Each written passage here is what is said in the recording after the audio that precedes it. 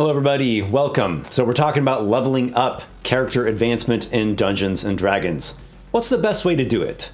There's different approaches to it.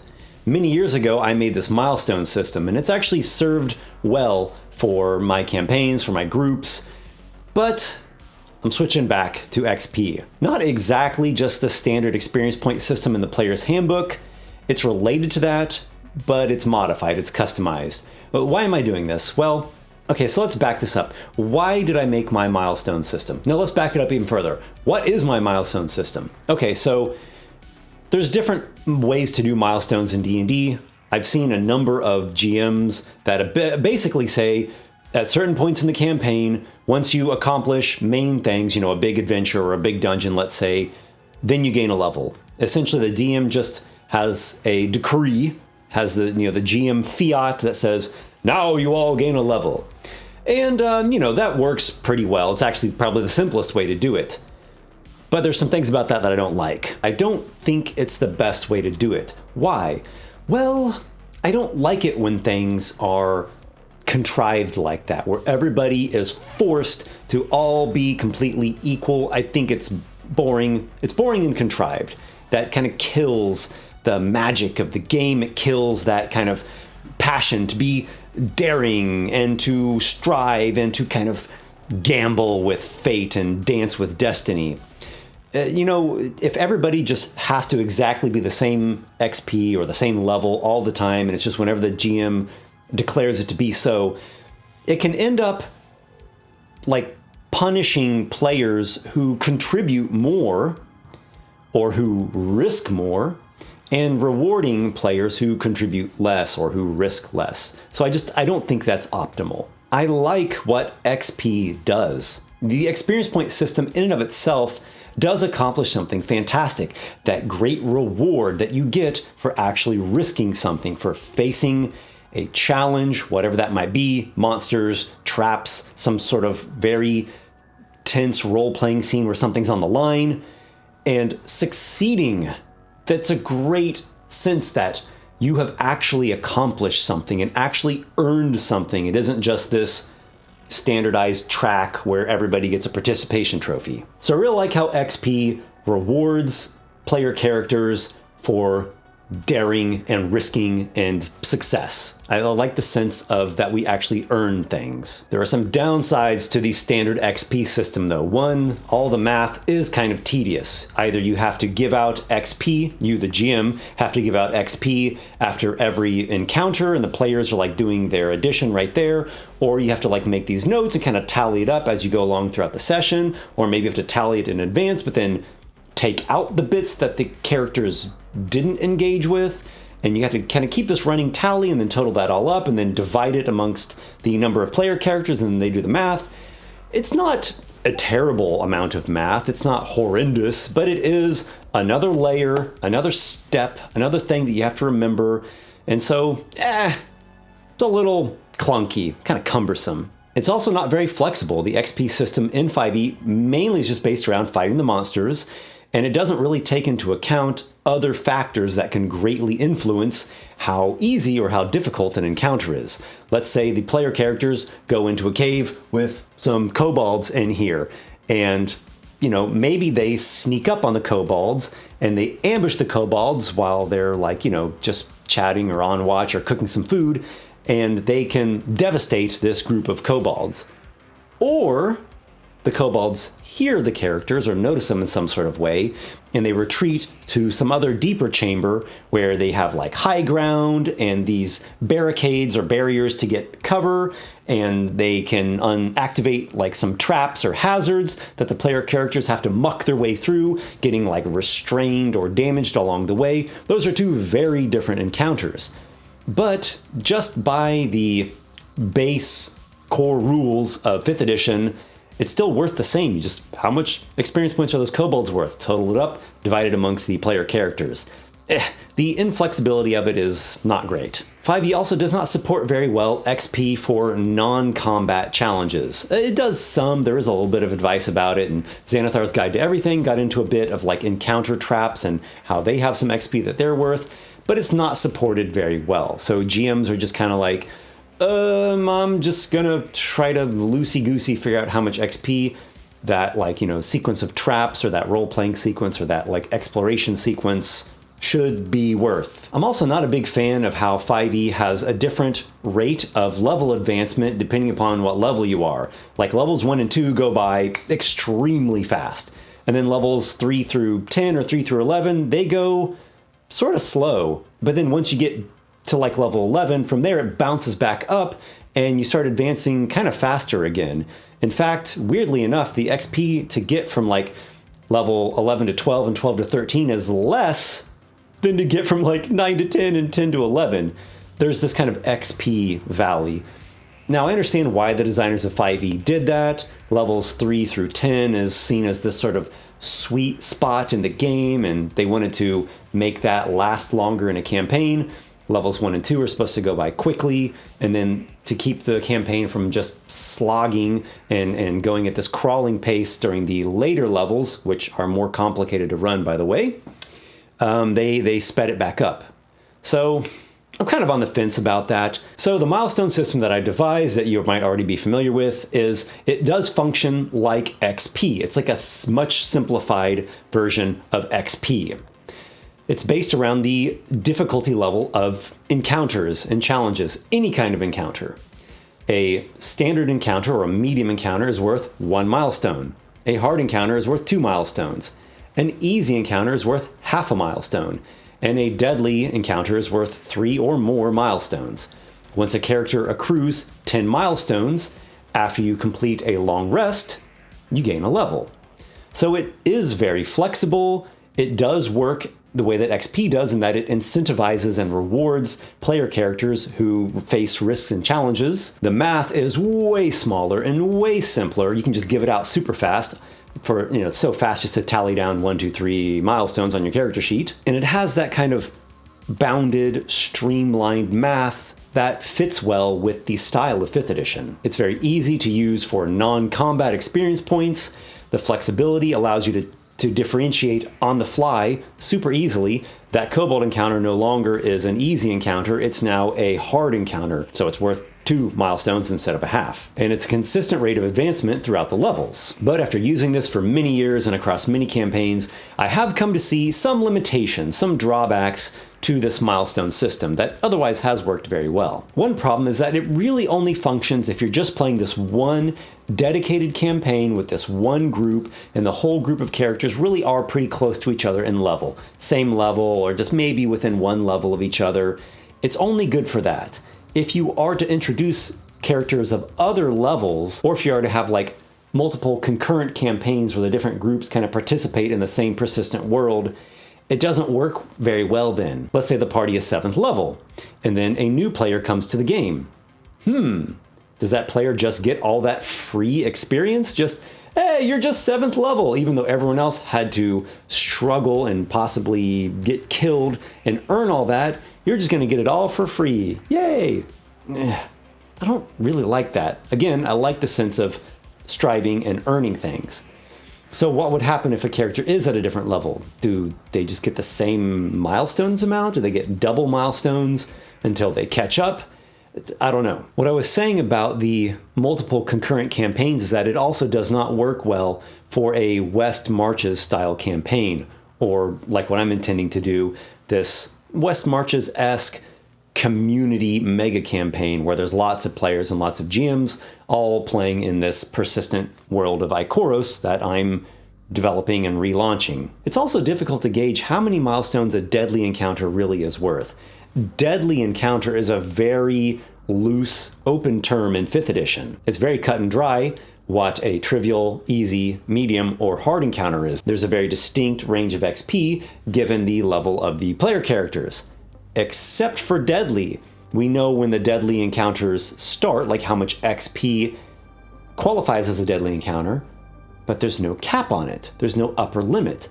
So it doesn't matter if the characters are just in the beginnings of what's considered a deadly encounter, or if it's like 3 times that, it's just called deadly. So I don't know, I really don't like the term deadly. It should have been like very hard, extreme, nightmare. I don't know, something like that. So the milestone system is not good at gauging that. And believe it or not, those types of very deadly encounters actually can be a lot of fun and can be very useful in campaigns. It can be very useful in creating a believable living world where everywhere that the characters go isn't just tailored to fit their exact party size and their level, this contrived world that just like molds and morphs itself to accommodate who the player characters are, but rather the world is the world.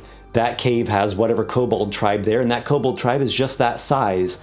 It doesn't matter the level or the amount of player characters that happen to be traveling in the area. Also, there should be some encounters that pretty much are impossible, that the characters should not be going head first and trying to take them all out. You should be running away, or maybe tactically maneuvering around them, or sneaking, or using some kind of beguiling or tricks. And my milestone system, just like the standard XP system in 5th edition, still has a problem when it comes to random encounters, or travel encounters. That still screws with the level advancement because the characters are gaining additional XP or milestones that maybe the DM didn't account for or doesn't want to account for. It just kind of throws a monkey wrench into the advancement of things. So what's the solution? Can I find a best of both worlds approach? So it became clear to me that what is needed is XP, but in a way that is simpler to implement, in a way that allows for lower level characters to advance faster if they're in a mixed level party, and in a way that does not screw with the campaign when there are random encounters or travel encounters. So I've got a new approach to XP, and it looks promising. It's still based in the core XP system of 5e. It's still the same amount of experience points to reach all the different levels. None of that actually changes. What changes is the perspective on things. Instead of it being based on kill monster to get XP, it's based on succeed at adventure goals to get XP. The GM will set the adventure level, the adventure density, and the adventure goals. The goals can be very specific things like recover the copper dragon egg from the maze of dusty bones and eliminate any kobolds that you see there. Or they could be very broad. It could just be survive this trek across an expansive wilderness. If the characters succeed at the adventure's goals, then at the end of the adventure, they gain the XP. If they have only a partial success, then they'll gain half of the adventure XP at the end, and in the event of a total failure, they do not gain the XP. So adventure level, adventure density, and adventure goals. The adventure level is basically what level of party is this adventure intended for, or maybe best suited for is a better way to put that. If it's a third level adventure, then a party of 4 or 5 third level player characters should be able to succeed at it. It should be quite challenging, but it shouldn't just be totally easy, nor should it be overwhelmingly difficult or impossible. In my opinion, and also in the mega campaign that I'm going to orchestrate for my community in the near future, I don't think that the characters have to all be the same level as the adventure level. I don't think that should be forced. Will it end up that way a lot of the time? Yeah, probably so, but it doesn't have to be. You can decide to have mixed level parties, you can play with whoever you want to play with, you can go and try to risk a higher level adventure if you want, or if you want something a little bit more casual or maybe even relaxing, you can do one that's a bit lower level. And that's fine. Greater the risk, greater the reward. Lower the risk, lower the reward. So the adventure level is very straightforward, nothing really new there, just kind of the same thing we've always done in D&D, where every adventure indicates what level is it best suited for. Now, adventure density. I almost went with adventure length, like how many sessions will it take? But that's really not the right approach to it, because adventures can go faster or slower depending upon how do the players play the game? How much do they role play? How much do they strategize? What kind of pacing does the GM keep? The GM's control over the pacing makes a huge difference. So it really shouldn't be about the amount of sessions or the length of it, but really the density of it. How much content is in this adventure? How many challenges are contained in this adventure? So the 3 densities are sparse density, standard density, and high density. A standard density adventure is exactly that, just what you know from a typical adventure. So it may have like 6 to 8 encounters that are medium to hard difficulty, If there are some easier encounters involved, then there's going to be more encounters. If there are some deadly encounters involved, then there's going to be less challenges. You know, a standard density adventure may only have like 3 big deadly encounters, or it might have, like several standard type encounters, medium and hard encounters. Maybe it will last 3 sessions, 4 sessions, 5 sessions, something like that. There will probably be a long rest involved. If you are a character of the adventure level, and it's the standard density, it gives you enough XP to gain 1 level. I have a 4th level character, and he goes and succeeds at a 4th level adventure, a standard 4th level adventure. He's going to advance to 5th level. That's how the XP amounts are designed. Now, a sparse density has much less content. It's going to give you enough XP to advance a quarter of the way to the next level. Or if you're level 1 or 2, a third of the way, because level 1 and 2, they go by quickly. Plain and simple, this adventure just has a lower amount of content in it. Not as many challenges are going to be involved. Probably won't be a long rest. Maybe it's just going to have a couple standard encounters, or maybe just 1 deadly encounter. It might be a one-shot. I think one-shot adventures always will be sparse. So I think the main idea is that the sparse adventure just contains about 1/4 of the amount of content as a standard adventure. Then the high-density adventure has enough content and enough challenges inside of it that it would get you enough XP to not only advance to the next level, but make it halfway through to the following level. Again, assuming your level is the same as the adventure level. If you're lower level, this XP is going to advance you a lot faster. And if you're higher level than the adventure level, then the amount of XP is going to advance you at a slower rate. The high density adventure has about 50% more challenges in it as compared to a standard adventure. So it's probably going to require an additional long rest somewhere in there. Or if you're not doing additional long rest, it just plain and simple is going to be extra dangerous. So beware. And it's only going to be for those who really think they can take on like a hardcore mode level of difficulty. Also available at a GM's discretion is bonus XP. And that's just basically saying if a character goes and confronts and succeeds at challenges that are not related to the adventure goals at hand, that character can earn additional XP. So I think a good example of this is like a dungeon that has some adjacent areas or like side chambers or tunnels that lead to a different level of the dungeon. It doesn't really have anything to do with the goals at hand or the objectives, but there's always, a player here and there that wants to go explore and go face some kind of monster to try to win some extra treasure. I would give bonus XP in that situation. And the bonus XP is literally just the XP that the monster or the trap is worth, or if it's not a combat challenge, but it is some kind of significant non-combat situation, then just give the character the amount of XP equal to a sparse adventure. So the amount of math calculations involved in this is very minimum. Literally, the DM just gives out the adventure XP at the end. Maybe some bonus XP if that's even involved. Really, it's just the adventure XP at the end. Done. The XP amounts are already calculated on a per character basis. So you don't have to divide it by the number of players. You literally just give each player that amount of XP. So that's super simple, which is great. And random encounters will no longer screw with the GM's intentions or a GM's expectations. They're not going to throw monkey wrenches into the campaign. They're just part of the adventure. If you're going through an area that is a dangerous area, there might be random encounters. That could be part of it, and you don't even have to fight those monsters if you don't want to. You can find a way to deceive them or circumvent them or whatever you want to do. In fact, you can do that in the regular encounters of the adventure or of the dungeon, because another great thing about this approach is it does not incentivize murder hobos. You don't literally have to go and kill everything to get the XP. You just have to succeed at your goals.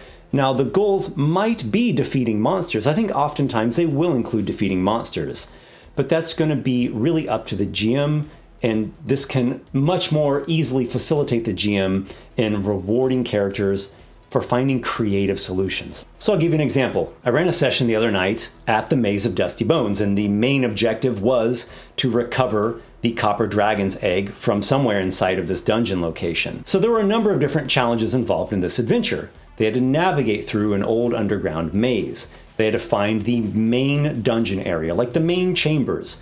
There were some different monsters in there. There were skeletal guardians and some dust mephits and some various other hazards and traps and stuff. There was a secret chamber, there were puzzles.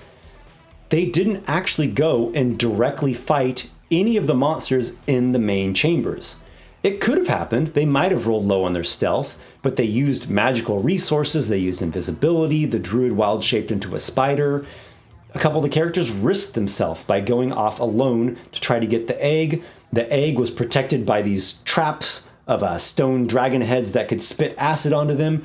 So they encountered all kinds of challenges, but they really thought about it and strategized and had a lot of fun coming up with creative solutions. And they took the risks. Things might have gone very poorly. They might have rolled badly. But in the end, they pulled it off. Then they had to go through another maze navigation skill challenge to get out of the place. And they came across some challenges there. They came upon a fire blast trap, which they were able to detect it and go around it. And they got attacked by an ochre jelly that oozed up through a crack, which actually turned out to be the only direct combat encounter of the night, a random encounter, and they fought the thing and we had great fun fighting this ooze. In the end, they succeeded at all their objectives. They got the XP for that adventure, and a lot of fun was had. I really, really like this concept. It accomplishes what XP is meant to do, that fantastic reward that you get for taking that risk and overcoming challenges. And at the same time, it makes it simple. It takes so much of the tedious math off of the DM and off of the party's shoulders. It incentivizes all kinds of various playstyle and approaches. It's very flexible. It really accomplishes everything that I want it to accomplish, with maybe the exception of that roller coaster XP valley progression that characters in 5e go through. But, you know, whatever, I guess you can't have it all. And again, I'm sort of on the fence about that because I do see the benefits of certain levels getting more attention and others being faster to go through. So I hope this was helpful and interesting to you. I am going to be releasing these XP guidelines in the next Scrolls of the Bard, my newsletter. If you're not subscribed, there is a link down in the video description where you can sign up for the newsletter. It's free, comes out every month. You'll get a welcome issue right away, in fact. I also post a newsletter to my Patreon every month as well. But if you're signed up, then it just goes right out to your email inbox, so that's a lot more convenient for you. Speaking of my Patreon, if you like the content on this channel and you want to help support it and you want to show me that extra bardic bow of gratitude, make sure to go check out the Patreon. Again, the link's down in the video description. I put out all this content every month, both on YouTube and in the newsletter, because this is what inspires me, this is what I love, and the interaction that I have with you all really motivates me. And an extra special thank you to everyone who is already a supporter of mine over on Patreon. You guys make a really big difference, and you give me so much motivation. You also help stabilize my channel in this wacky, crazy roller coaster of a world that is YouTube. So special thanks to you guys, in particular, Lucas Mesmo, Adam Wood, Nick Thy Pirate King, Jared Primont, Locke, Nicholas A., Lucius Tenebri, Technicolor Shale, Robert Brescini. Until we meet again, my brave companions, best wishes to you all as you strive to reach the next level. And as always, may your adventures be many.